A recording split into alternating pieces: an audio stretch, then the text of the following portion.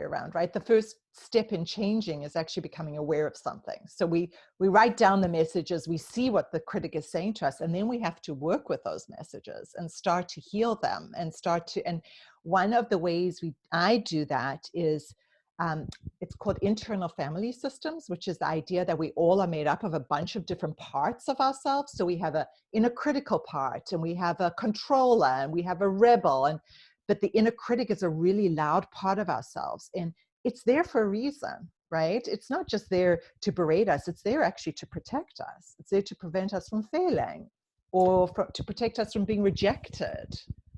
And right? Is it true that most of us internalized this when we were pretty young, like 6 to 10, when we were first realizing that other people wanted us to behave in a certain way that probably was not the way we were behaving? I always think, I have a 6-year-old daughter, that this somehow starts in school. She went to pre-K, but like how you walk, how you talk, how you ask to go to the bathroom, some of that assimilation is really good. It's about kindness. But a lot of it is saying, both to girls and boys, that however you are naturally acting is not right. Yeah, we pick it up. Yes, we pick it up either from our caregivers, right? Or we pick it up from school. A lot of it comes from school and from our society, right? Or our peers. What do you get made fun of? What do you watch other people getting made fun of or being ostracized about? Yeah, and then you tell yourself, and you start to develop this inner voice that says, don't do that, don't act that way, you need to be this way in order to be accepted, right? And so you pick up that, you then build that into a belief that this is the way you need to live your life. And then when you're 20 and 30, it doesn't serve you anymore. It's now not protecting you from rejection. It's just causing you a lot of pain and suffering. Because you are rejecting yourself 50 times a day. Yeah. As opposed to trying to protect yourself from being rejected by others. And what I think is not, it's in no way funny, but it's interesting. We don't realize that everybody is walking around with these voices in their head constantly. Like, it's amazing we can even have conversations with others and pay attention to what's being said, because when you write them down, you realize how often it is going through. And it's not just beating yourself up, although that's a part of it. It literally is stopping your natural reaction to almost everything you would possibly do as a sort of, here, I think something and I do it. No, you're thinking something, analyzing it, stopping yourself, redoing it in a way that's more acceptable.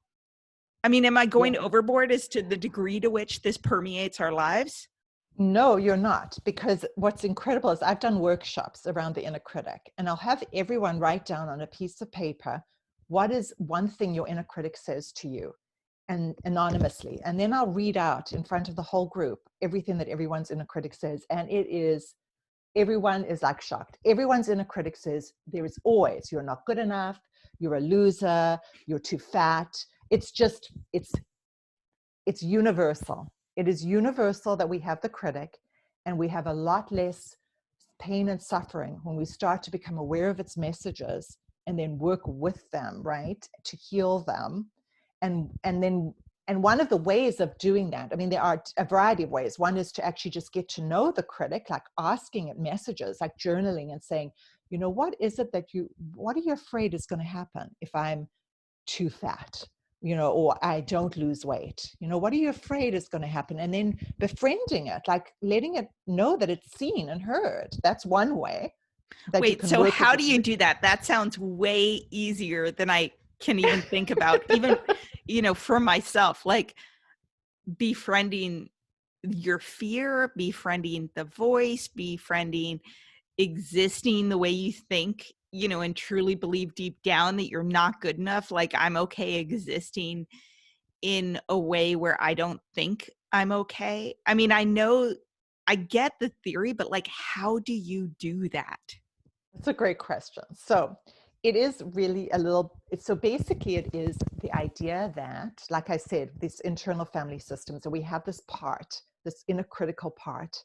And in order to let this part stop being be so burdened and so needing to berate us. We need to actually make friends with it.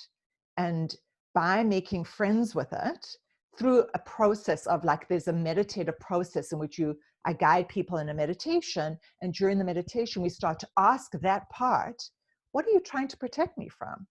What are you afraid is going to happen if you stop beating me up? And then you come from a place of really deep, you need to be in a place of what's called self. So it's a little complicated, and I could speak for an hour on the system. But Can you, when sorry, I don't mean to interrupt, yeah, but something you yeah, no said problem. was so powerful. And I just wanted to Mm-hmm. pause Mm-hmm. and have you say something more about it. The question you asked is, what am I afraid is going to happen if I stop beating myself up? Yeah. Yeah. That is really powerful. Yeah. I mean, I almost want to like write that Yeah. down, because Yeah. when you say that, if I were to stop beating myself up, I mean, that's what you're doing, but there is a real fear. Like, you truly believe that by beating yourself up, you are making yourself better. And in reality, you're living in a constant state of bullying. Yeah. Right. And when you see that and you really become aware of that, and you can come from a place of like deep groundedness, when you become aware of it, you can see how much pain you're putting yourself through. You can get a lot of healing then. And you're much less, I found in my own life and in some of the clients I've worked with, that when they are able to see how that critic is just trying to protect you, but it's doing it the wrong way, right? It isn't working anymore. It's just beating you up. And that beating ourselves up does not motivate us. It's actually coming from a place of fear, not love. You know, with a child, when you beat them up, what motivates a child, right? It's not punishment, right? It's love. It's believing in someone. It's coming from that place is so much more motivating than the beating up place, right? So Yeah, it's the idea of you're trying to micromanage and control and, just bully yourself into being better, but that doesn't work. Or if it does work, it only works for a while. And I also see this in myself and in the women I coach when they're trying to quit drinking. I always say, you can't hate yourself well. And yet that's what we all try to do. We try to hate ourselves well and talk enough shit to ourselves and tell ourselves we're horrible and take pictures of ourselves when we're hungover and ugly, so that we will be shamed into doing better. and that does not motivate people. That is not, you need to come from a positive, loving place, right? To really be motivated. And it's no way to live.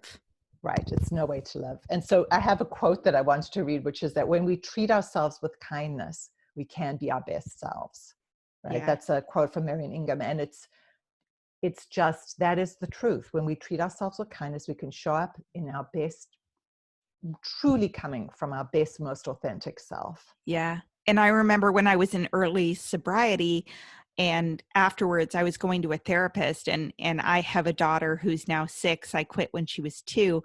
Somewhere in between those ages, she looks exactly like I did when I was young. And my therapist just told me, when I think back on my past, or when I think back on the messages I'm telling myself, sort of pushing down the pain and anxiety, which I know is something you're going to talk about. She said, imagine that you are saying those words to your 4-year-old daughter. Imagine you are saying, get your shit together. What's wrong with you? Just toughen up. All those things, like, to this little girl, which is that self-compassion for the little girl you have inside of you. Just Right. beating someone down into submission and compliance. Yeah. Yeah. That is so true. And those inner critical voices can cause so much, for at least for me, cause tremendous anxiety, tremendous. Like the voice that just kept telling me, you need to be doing more. You need more people to like you. You're not good enough. You're not good enough. Keep going, just resulted in an unbelievable sense of discomfort within and dis-ease and a need to escape. Like I needed to escape in whatever way I knew. And for me, it was numbing, right? I numbed. Yeah. And so that was the only way I knew of coping with that feeling.